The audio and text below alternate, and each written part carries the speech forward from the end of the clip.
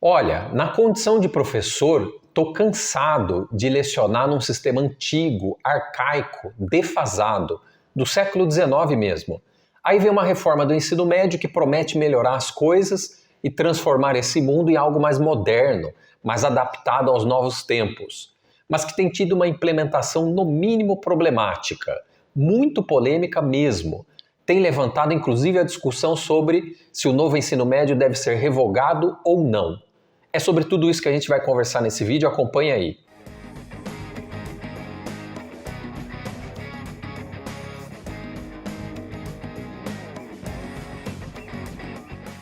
Salve, salve! Agora sim, começando para valer mais um Aos Fatos, onde a gente discute os temas de política de forma mais solta, mais opinativa, mas sempre de maneira embasada. Eu sou Davi Carvalho, cientista político e pesquisador, e aqui estou sempre acompanhado do geógrafo e mestre em Relações Internacionais, o inoxidável Simas. Salve! E neste vídeo nós vamos discutir o polemicíssimo novo ensino médio. Vem com a gente! Aprovada ainda no governo Michel Temer, a reforma do novo ensino médio começou a ser implementada nos últimos anos do governo Bolsonaro e ainda está em processo de implementação na maioria das escolas do Brasil, mas já está suscitando uma enorme polêmica. Se você não está a par, não está acompanhando, vou te explicar rapidamente os dois grandes pilares dessa reforma. O primeiro, ela aumenta a carga letiva, ela aumenta o número de horas de aula. E o segundo, mais importante, ela cria uma série de disciplinas que vão compor 40% de toda a formação do aluno, que devem ser escolhidas pelo aluno. Elas são chamadas de itinerários formativos e normalmente seguem a linha de grandes campos do conhecimento, ciências humanas, ciências exatas, ciências biológicas. A ideia até parece simpática a um primeiro olhar, mas nós estamos tendo cada vez mais relatos de problemas nessa implantação. Como é que você vê essa implantação aí, Davi? Então, Simas, eu tenho 1 milhão de coisas para falar e esse vídeo vai ficar com 1h30, provavelmente. Na brincadeira à parte, eu vou apontar o que eu acho inicialmente, mas tenho que te pedir, larga seu like aí, se inscreva no canal, acione o sininho para receber notificações de novos vídeos, porque assim você ajuda enormemente o Política na Cabeça a chegar para mais gente. E deixe seu comentário também, a gente vai adorar comentar sobre o que você tem a dizer. Maravilha? Mas eu dizia, Simas, a reforma realmente trouxe uma ou outra ideia que, como você bem apontou, soava simpática. Eu mesmo confesso e faço uma autocrítica que até pouco tempo atrás estava achando legal a reforma. Tanto que a pressão para que ela fosse revogada, eu achei que o pessoal estava exagerando, que seria o caso, como o Lula entende no momento, e o ministro da Educação, o Camilo Santana, de que, na realidade, a reforma precisaria ser aprimorada e não revogada. Certo. Já mudei de visão, porque a implementação está sendo absolutamente tenebrosa, principalmente no setor público. E eu sou professor de escola privada, você também, né? Há anos sabemos como o sistema realmente precisa de alguma reforma, não dá mais para ir para a sala de aula, e aí vou contar um caso pessoal, Simas, de uma escola que lecionei em cidade aqui da região de Campinas, que ela conseguia, assim, de forma muito significativa, a atenção do aluno, a tal da disciplina, né? Porque a princípio os professores acham sempre que é uma questão de indisciplina que atrapalha o processo educacional. Muito bem, nessa escola conseguimos, assim, com tranquilidade, um enorme grau de silêncio e de disciplina, porém eu via na cara dos alunos que eles simplesmente não aguentavam mais aquele modelo enciclopédico, tá? Aquele modelo de conteúdo, né, que chamamos na linguagem coloquial de conteudista, que tem origem histórica. No caso brasileiro, é do final do século XIX, quando, influenciados diretamente pelo positivismo do grande filósofo Auguste Comte, francês, implementaram, a partir de Benjamin Constant, uma reforma educacional no Brasil, um sujeito que dá nome a uma avenida bastante importante aqui na cidade de Campinas, né? O Benjamin Constant, militar também, ele implementa uma reforma educacional que traz esse traço, né, essa marca central na educação brasileira, segundo a qual todas as ciências precisam ser estudadas. O positivismo do Comte traz uma visão hiper positiva, quase que um culto à ciência. Tanto que aqui em Campinas a gente tem o colégio mais antigo do Brasil, aliás, que fica no mesmo prédio, chamado Culto à Ciência. Aí adivinha assim, mas quem fundou o culto à ciência ali, onde ele fica no bairro entre Guanabara e Botafogo, né? Quem criou? Provavelmente os militares. Os militares né? positivistas. Foram esses mesmos caras que criaram aquele colégio e deram no título, né, no nome do lugar, a expressão máxima do sistema educacional que eles queriam. Daí que isso funcionaria muito bem, né, possivelmente, lá atrás, no século XIX, quando a escola era algo que trazia o conhecimento. Os professores eram os detentores do conhecimento. Da informação. No mundo moderno, como dizia Manuel Castells, cuja informação e, né, formação, de certa forma, também, mais de 95% está na internet, o aluno com acesso a tudo isso a partir de um smartphone, como é que a gente mantém esse sistema? Então, tudo isso sempre me deixou, assim, mas com a sensação que uma reforma era necessária para ontem. Mas essa está hiper problemática. Perfeito, acho que você coloca em ótimos termos. Quer dizer, nós já tínhamos que fazer uma reforma antes de viver toda essa transformação da internet, das tecnologias de comunicação dos últimos 30 anos. Já estávamos com um conceito um pouco defasado. Agora, mais ainda, sem dúvida. Quer dizer, nós aqui não somos contra a ideia de uma reforma, nem eu, nem o Davi, pela fala dele. Né? Mas o jeito que essa reforma está sendo conduzida é errático, é caótico, é digno mesmo de ser revogada. Primeiro porque assim, ela é aprovada de um modo estranho, a gente não tem uma longa discussão a respeito da reforma. Né? Foi medida provisória. Pois é, vem o governo Temer, que é um governo que não fica nem os 4 anos inteiros, né? Já chega de um jeito polêmico ao poder, e de repente baixa essa reforma, a gente não sabe muito bem quem elaborou, com quais objetivos, com quais critérios, e de repente o país começa a tentar implementar, e aí salta aos olhos uma coisa que qualquer governo deveria saber. Nós não temos estrutura no ensino público para comportar uma reforma dessa. Chega a ser inacreditável que um governo tenha aprovado uma reforma sabendo como são as suas escolas.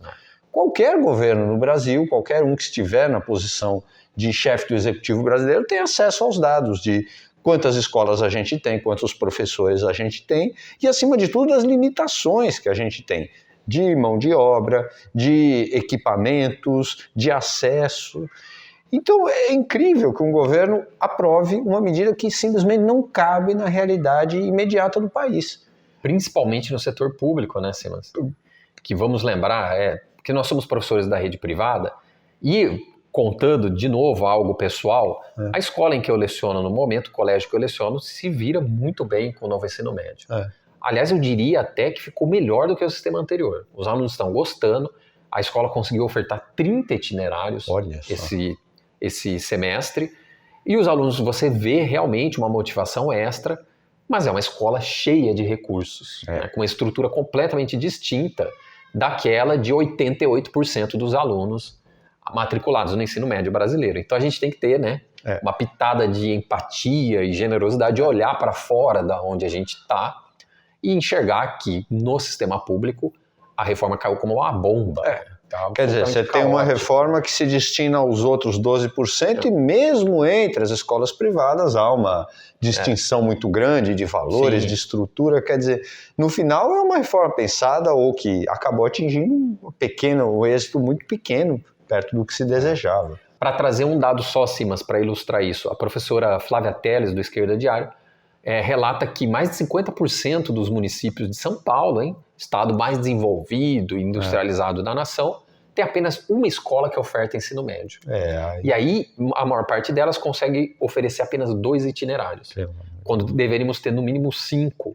E aí, a chamada liberdade de escolha que o aluno teria esbarra completamente na falta de estrutura, né? Na falta do básico para que a coisa funcione.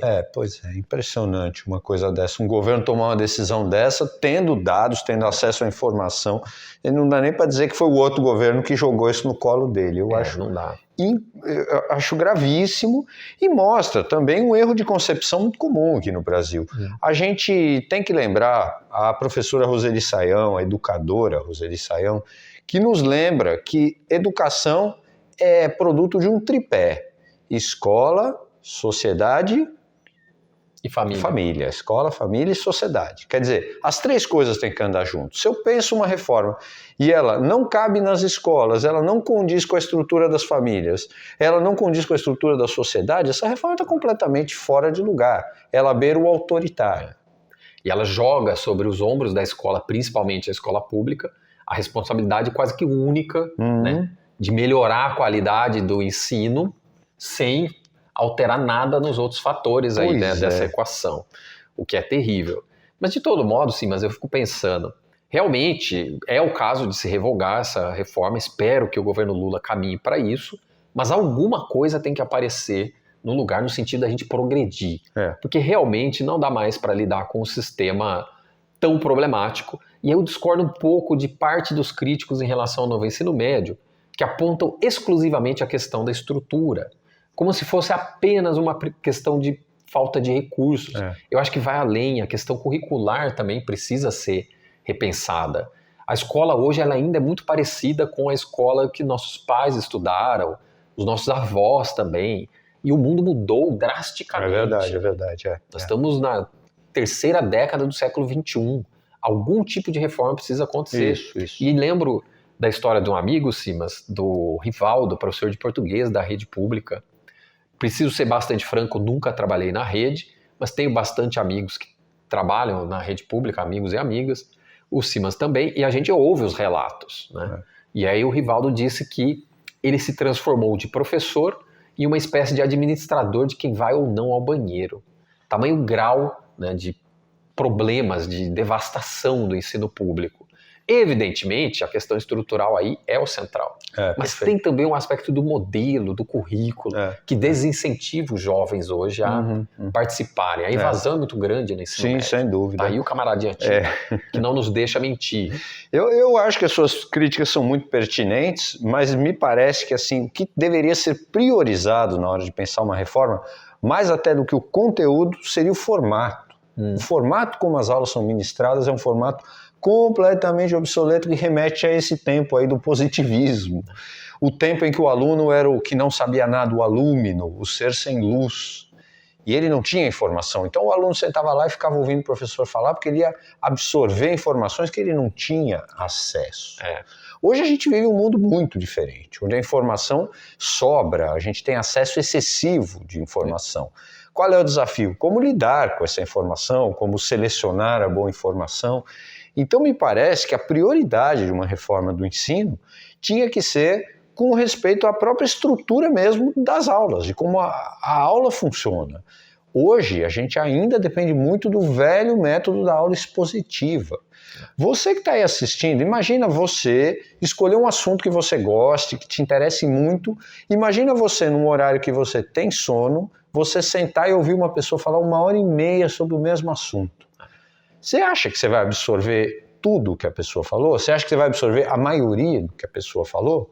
E aí os alunos não assistiram apenas uma dessas aulas, né? São várias, todos os dias. Pois é, transponha isso para a realidade de um adolescente, vendo muitas vezes um assunto que ele não gosta, não enxerga utilidade, não se identifica, num horário que normalmente ele morre de sono, porque cada vez mais as pesquisas estão mostrando. Temos aí a pesquisa recente lá da Califórnia, que agora vai começar aulas às 8h30 da manhã, porque nas universidades os alunos tinham uma taxa de aprendizado baixa antes das 8h30 da manhã, você imagina no ensino médio. Com adolescentes, Com adolescentes. Ainda pior. Então, quer dizer, essa funcionalidade é baixíssima, essa forma de ensino está ultrapassada. O que nós temos visto ser implementado em países que podemos dizer que dão mais certo que o Brasil em termos de educação? Claro que não é tão simples, né? Na Finlândia assim eu transponho para cá. Não é bem assim, claro, mas a gente tem que olhar os exemplos bem-sucedidos para tirar algum tipo de reflexão. E o que a gente tem visto aí nos ensinos que mais se destacam, por exemplo, no da Finlândia? Em primeiro lugar, uma carga muito baixa de aula expositiva e um foco muito grande a atividades que estimulem a independência e a autonomia do aluno. Então o professor é quase que um orientador. O aluno vai ler por conta própria, vai fazer pesquisa, o aluno vai ser treinado a unir-se em grupo, a dividir conhecimento, a falar em público, a discernir uma boa fonte de informação de uma fonte ruim, não caindo numa fake news. Sem dúvida. Um professor, uma professora da rede pública, assim, mas nos assistindo agora, vai dizer, mas e a estrutura? Né?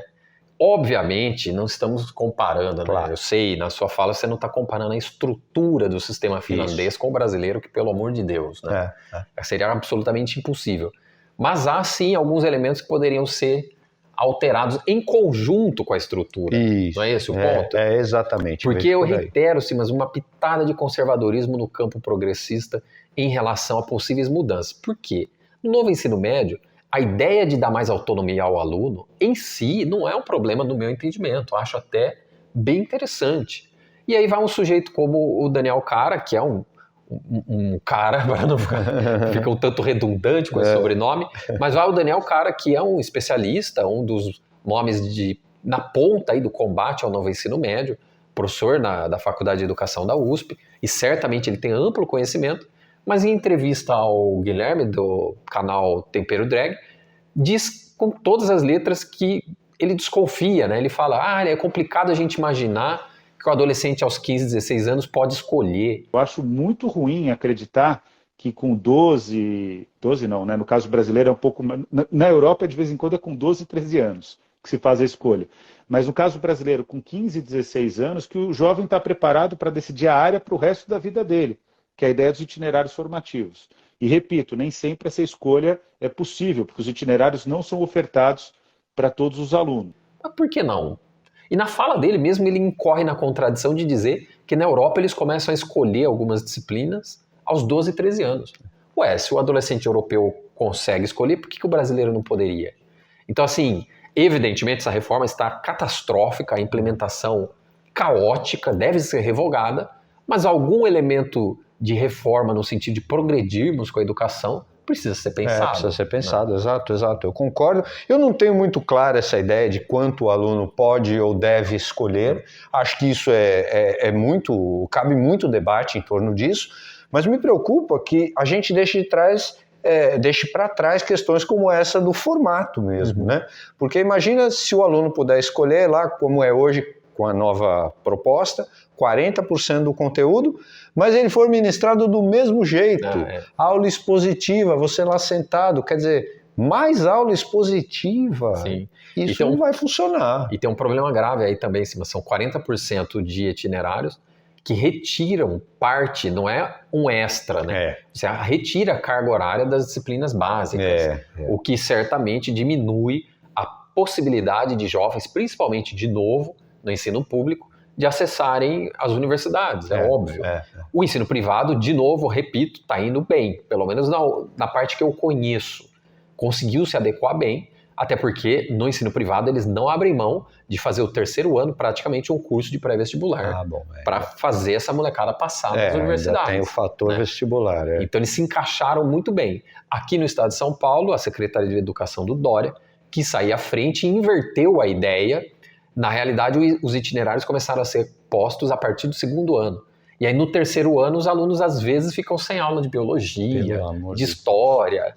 E aí, como é que vai passar no Enem e no vestibular? Um aluno da rede pública provavelmente já teve um ensino um pouco mais deficitário, não vai ter aula de biologia às vésperas do vestibular. É o caminho para aprofundar o nosso problema central, que é a desigualdade. Um abismo entre o setor Se a gente fosse um país mais ou menos próximo, menos desigual, seria menos impactante, mas isso é muito marcante no Brasil. Então é muito sério mesmo, tem que ser revogado. Mas aí sabe o que eu lembro aqui, Simas, em termos de modelo e padrão?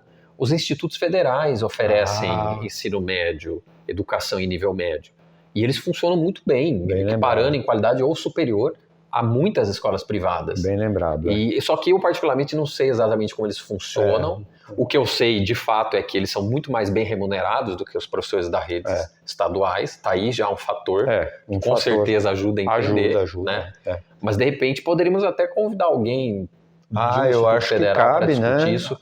Para a gente comparar modelos, né? Acho que cabe sim. Uma extensão desse vídeo. Isso. A gente trazer até outras situações, outros exemplos bem-sucedidos e trazer alguém que conheça mesmo, né? De repente alguém da rede pública também. E é interessante que é um exemplo público, né? A gente no Brasil tem sempre essa ideia de que o que é privado funciona e o que é público não funciona. Nesse caso não é bem assim. Não, veja, os institutos federais, eles conseguem realmente oferecer alta qualidade de educação. Verdade. É um muito bem órgão lembrado. público também, só vem com mais recursos por ser do governo federal, sem dúvida, mas o que será que tem aí que os governos estaduais não poderiam também copiar desse modelo? Ótima pergunta. Que aparentemente é tão bem sucedido. É. Eu não vou dar mais pitaco sobre isso, porque o assunto é super complexo, desconheço como funcionam os institutos federais em detalhes, para também não incorrer no chamado efeito Dunning-Kruger, O que é isso? que é uma descoberta de cientistas políticos que demonstram como as pessoas que conhecem pouco sobre as coisas opinam de forma muito segura, né? Pessoas muito ignorantes em algumas coisas tendem a opinar de forma muito segura. Então, para não incorrer nisso, né, a gente tem que segurar e ser socrático. É melhor, só né? sei que nada sei. É melhor, E tentar opinar com mais base. Claro. Mas nesse vídeo aqui em cima, você teria algo ainda? Não, só a preocupação que é a gente sempre refletir sobre o ensino, toda a sociedade tem que refletir, isso não interessa só o estudante, mas isso tem que ser feito com cuidado e tomando sempre essa precaução que a Roseli Saião nos adverte. Lembrar que é um pilar formado pela família, é um pilar formado pela sociedade e o outro pela escola. Não dá para dar superpoderes e acreditar que a escola vai mudar o mundo sozinha. Não vai, sem dúvida. E é, de fato, uma discussão super espinhosa. Se você ficou curioso, aliás, antes que eu me esqueça, sobre o efeito Dunning-Kruger, vai ficar uma referência de um texto meu aí, que virou, inclusive, sim, mas preciso dizer aqui, virou tema de redação de vestibular da Universidade Estadual de Ponta Grossa. Mas o texto é bom, com base nisso. Merece. Vai ficar aí nas referências na descrição do vídeo, tá bem? E aí, pra gente encerrar, vou te pedir mais uma vez, por favor, larga seu like aí, se inscreva no canal se você gostou, deixe comentário, a gente adora debater nos comentários, e acione o sininho para receber notificações de novos vídeos. Assim você ajuda enormemente o Política na Cabeça a chegar para mais gente. Maravilha? Até a próxima!